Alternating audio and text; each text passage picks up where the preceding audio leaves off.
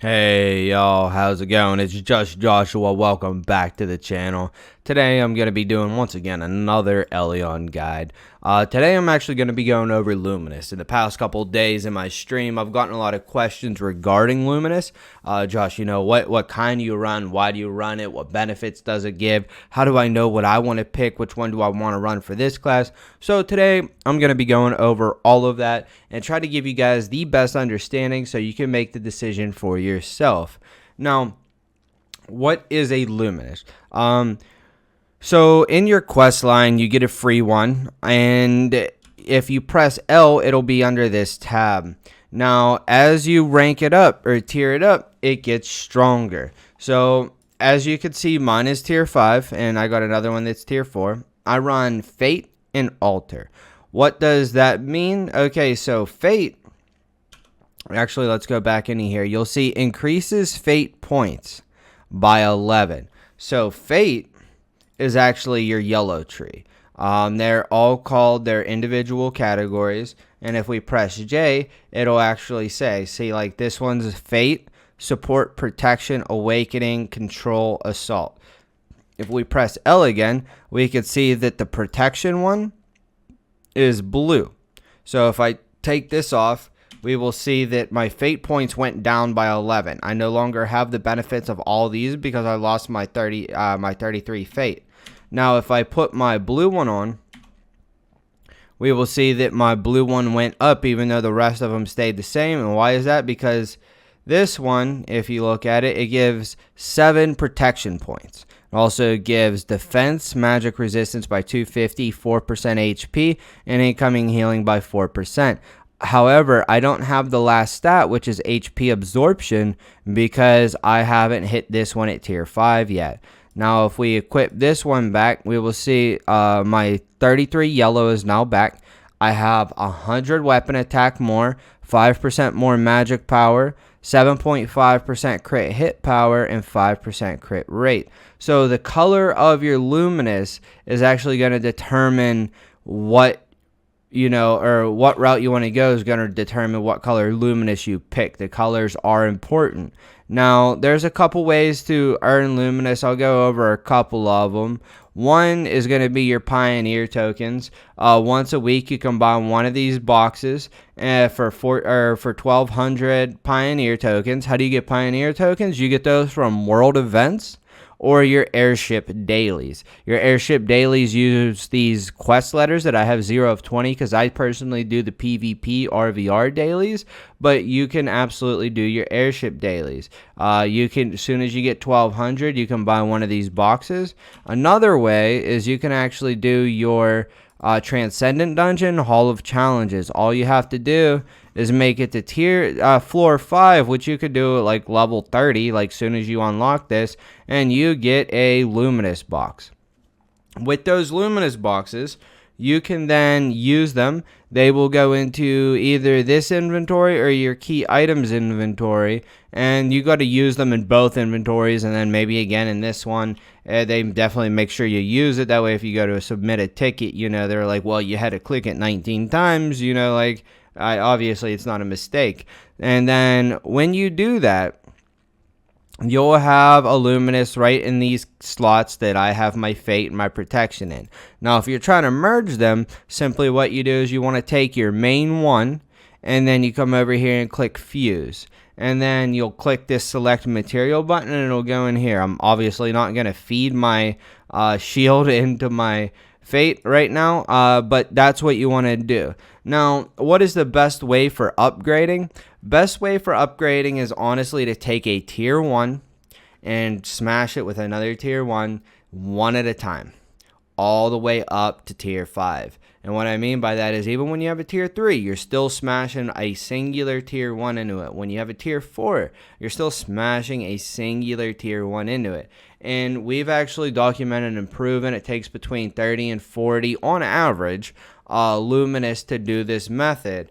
However, if you take the guaranteed route, I'll actually show you guys a chart right here.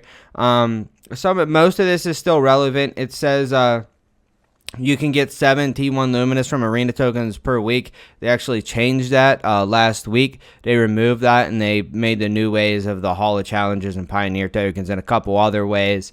That way people who don't PvP can still get them. I personally like the old way better. It was easier. However, I can understand why they did this one. It caters to the crowd that PvEs more. So it might be a smart decision on their part, but at the bottom or in the middle, right above the chart, you can see it says 81 tier 1 Luminous per 1 T5 Luminous, and that's how much it would cost if you were to do the guaranteed route. We've actually done all the analytics and the studying and have proved that even with bad luck, you're very, very likely to use way less Luminous doing the RNG route than you are the guaranteed route. Our guild, and out of everybody that I know that's done T5s, we've averaged between 30 and 40. Some have been into the 50s. I think one person was into the 60s. Some have got it before 20. So it varies, but nobody has went over 81. So that means no matter what, there's like a 95+% chance that you're going to either save a whole lot of time if you're free to play or a whole lot of money if you're swiping on doing the one at a time tier 1 route. So that's how you're going to upgrade them. Now, which one do you pick? What's shield mean? What's altar mean? Compass, eagle? Which one do I want for my class, Josh? So we're going to go over that right now. So if you look at the bottom, the colors that are shown don't necessarily mean anything. They're just for visuals. You can pick your own color. So if you wanted to go a blue altar, you could. If you wanted to go, purple altar, you could. You don't have to go the colors shown. However, all the stats that are shown on that chart are going to be the same. So I personally go altar. And I'll break it down for the first one or two, and then I'll kind of swing by through the rest of them. Now, you can see for altar, it says max weapon attack by 25, 50, 75, and 100. So what does that mean? That means at grade 2, you get 25 max attack. At grade 3, you get 50 max attack. At grade 4, you get 75. And grade 5, you get 100. So it goes up per grade. You don't just automatically unlock 100 at grade 2. You have to scale it. Now, same thing, and that's the only stat you have at grade 2. Now, when you hit grade 3, you're going to have max weapon attack 50, and then you're going to have magic power 3%. You're also going to have +4 rune points. Now, at grade 4, you're going to unlock this 6% crit hit power, 4% magic power, and 75 weapon attack. And then at grade 5, you're going to have the 11 rune points, the 5% crit hit rate you unlock at the 5th one, the 77.5 crit hit power you unlock with grade 4, the 5% magic power, and the 100 weapon attack. That's how those all scale. Now, which one do you want and how do you decide? So personally, for all magic classes, regardless if you want a PvE, PvP, if you're a healer, if you're a DPS, I say go altar. And why is that? Because if we look at the bottom, or second to the last one, it's called Lyra. It increases the healing given. It increases continuous damage and heal duration, heal power, magic damage. All those things are great for a healer.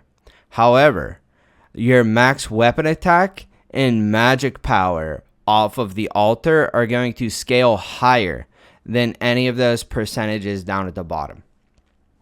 So even as a strict healer, you would still go altar, and you want to go altar anyways because in this game there is no just pure heal spec. You have to DPS, you have to be hybrid, so you're not going to want to gimp yourself just with healing and then have no DPS. So go altar if you're a mystic by any means.